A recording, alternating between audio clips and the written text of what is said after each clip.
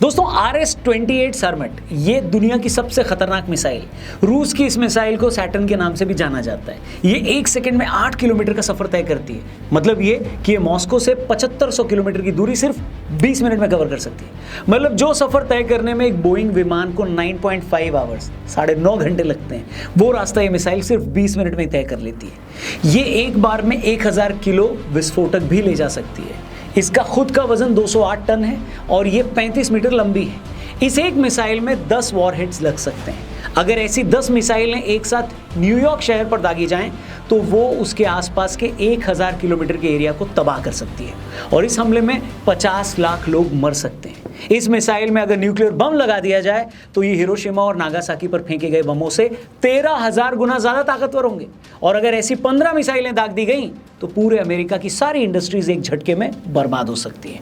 तो ये ताकत है इसी सैटर्न मिसाइल की और सुना है अब इसी मिसाइल से रूस यूक्रेन पर हमला कर सकता है। जी हाँ, 1 जून को यूक्रेन ने ऑपरेशन स्पाइडर वेब में FPV ड्रोन्स के जरिए रूस के 40 से ज्यादा एयरक्राफ्ट तबाह कर दिए। इन हमलों में रूस को $7 बिलियन यानी 58,000 करोड़ रुपए का नुकसान हुआ है।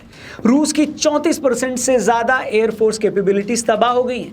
जेलेंस्की इस हमले से खुश हैं। उन्होंने बताया कि इस हमले की प्लानिंग 1.5 साल से चल रही है। उन्होंने धमकी दी है कि अगर रूस नहीं माना तो ऐसे और हमले करेंगे, लेकिन अब बारी रूस की है। ऐसा लगता है कि रूस इस हमले के बाद यूक्रेन और उसके सारे दोस्तों को बर्बाद कर देगा। उसने एक एक करके यूक्रेन के एयरबेस तबाह करने भी शुरू कर दिए हैं। इधर कुछ नाटो देश भी रूस से लड़ने की तैयारी कर रहे हैं। एक्सपर्ट्स ये बता रहे हैं कि रूस अमेरिका पर भी हमला कर सकता है। मतलब 3rd वर्ल्ड वॉर की सारी जमीन तैयार हो चुकी है। रशिया ने अपने न्यूक्लियर वॉरहेड्स को अलर्ट मोड पे डाल दिया है और ऐसा लगता है कि दुनिया कुछ बड़ी तबाही देखने वाली है। पर सवाल ये है कि ये सारी लड़ाई शुरू क्यों हुई? आखिर क्या वजह है कि ये लड़ाई अभी भी रुक नहीं रही है? आइए आज की वीडियो में इसी मुद्दे पर खुलकर बात करते हैं, लेकिन उससे पहले IPL का आखिरी दिन है। आपके लिए आखिरी मौका है बड़े प्राइजेस और ढेर सारा कैश जीतने का। प्रोमो डाउनलोड करो। 4 करोड़ से ज्यादा यूजर्स यहाँ अपनी नॉलेज और स्किल से डेली रिवॉर्ड्स कमा रहे हैं। ये एक लीगल स्किल बेस्ड गेम है। अलग अलग कैटेगरीज के सवाल यहाँ पर मिल जाएंगे, पॉलिटिक्स, स्पोर्ट्स, क्रिप्टो, एंटरटेनमेंट आदि। यहाँ का सिस्टम सिंपल है, बस आपको क्रिकेट की अपनी नॉलेज से सवालों के येस या नो में जवाब देने होते हैं।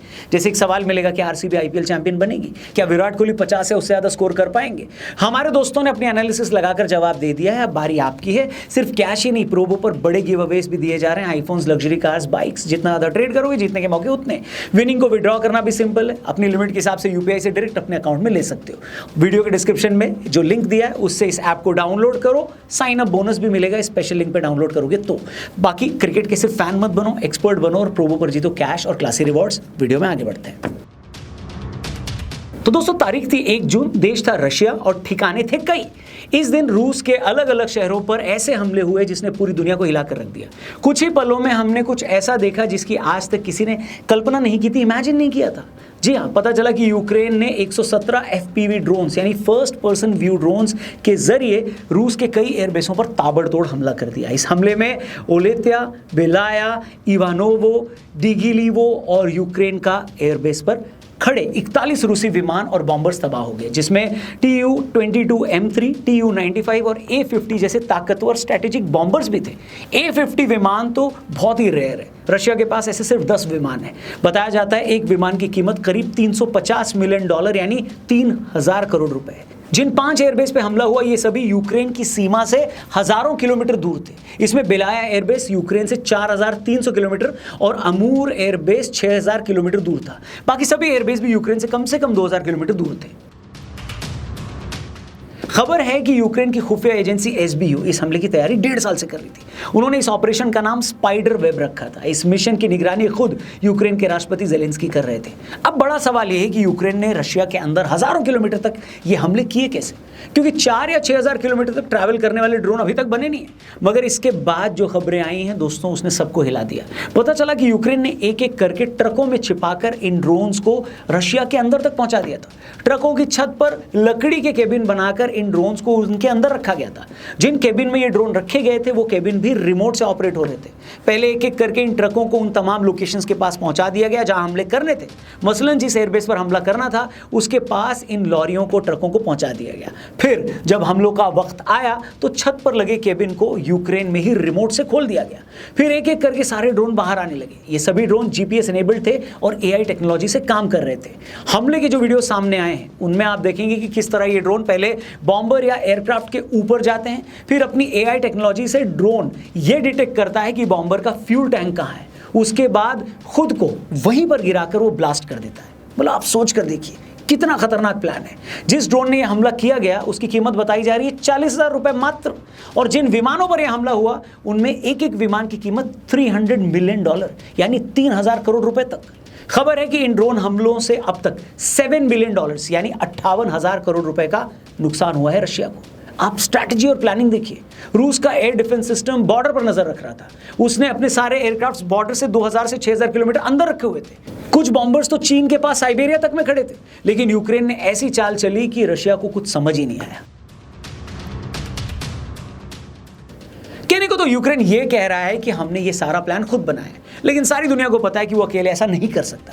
चलो, ड्रोन तो यूक्रेन ने रशिया के अंदर पहुंचा दिए, लेकिन रशिया के एयरक्राफ्ट कहां पर खड़े हैं ये बात उन्हें तब तक पता नहीं चल सकती थी जब तक कि यूएस अपनी सैटेलाइट के जरिए ये इंफॉर्मेशन उन तक न पहुंचाए।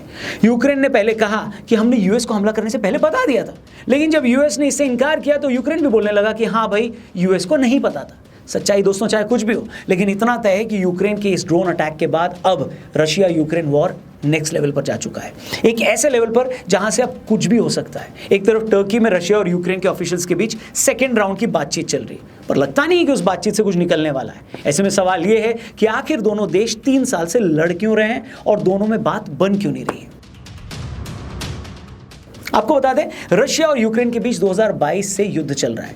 उस टाइम ये खबरें थी कि यूक्रेन नाटो का मेंबर बनना चाहता है, मगर रशिया को ये बात मंजूर नहीं थी। रशिया को लगता था कि अगर यूक्रेन नाटो का मेंबर बन गया तो इससे रशिया की सेफ्टी खतरे में पड़ेगी, क्योंकि नाटो का मेंबर बनने का मतलब था कि अगर रशिया और यूक्रेन में कोई भी कॉन्फ्लिक्ट होता है तो नाटो के सभी देश और अमेरिका इसे खुद पर हमला मानते हुए यूक्रेन की तरफ से लड़ेंगे। रशिया को हमेशा से लगता है कि यूरोप और अमेरिका तो वैसे भी उसके खिलाफ हैं, इसलिए ये देश तो वैसे भी मौका ढूंढेंगे यूक्रेन को उकसाने का। इसलिए रशिया नहीं चाहता था कि यूक्रेन नाटो का मेंबर बने।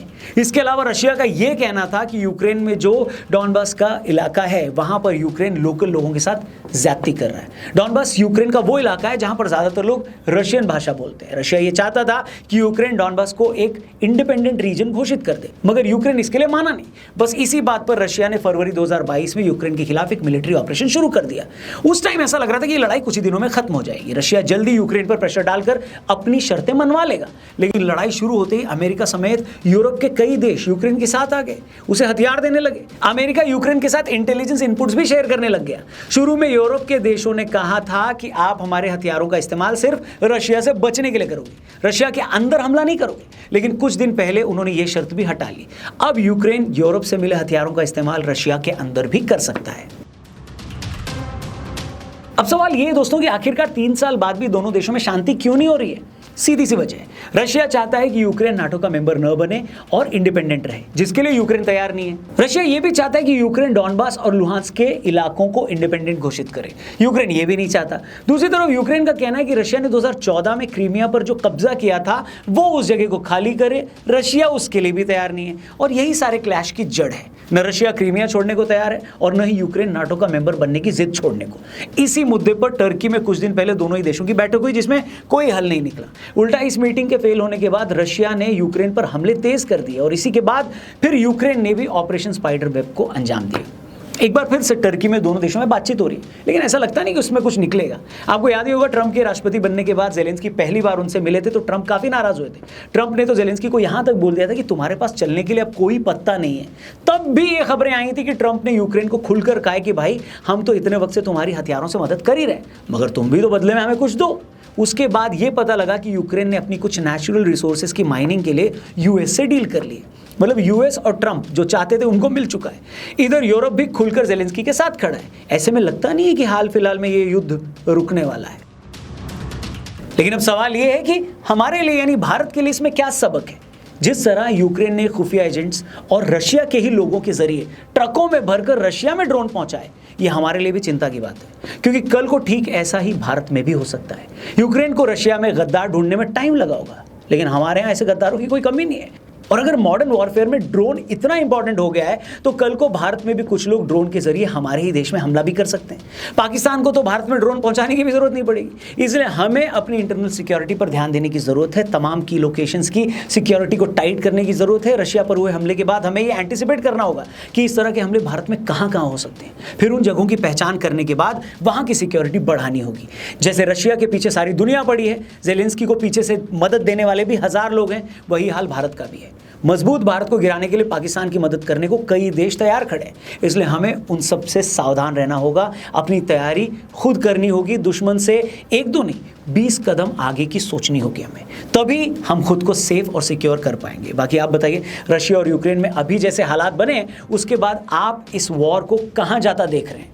जो भी हो आपकी राय कमेंट करके जरूर बताएं। जाने से पहले चैनल को भी जरूर सब्सक्राइब करना। डिस्क्रिप्शन में लिंक दिया है, मौके पे चौका लगाना, प्रोबो को डाउनलोड करना। लग्जरी कार और बड़े प्राइजेस आपका इंतजार कर रहे हैं। Thank you for watching. जल्दी मिलते हैं। ये वीडियो पसंद आई हो तो अपने दोस्तों से जरूर शेयर करना। जय हिंद, वंदे मातरम।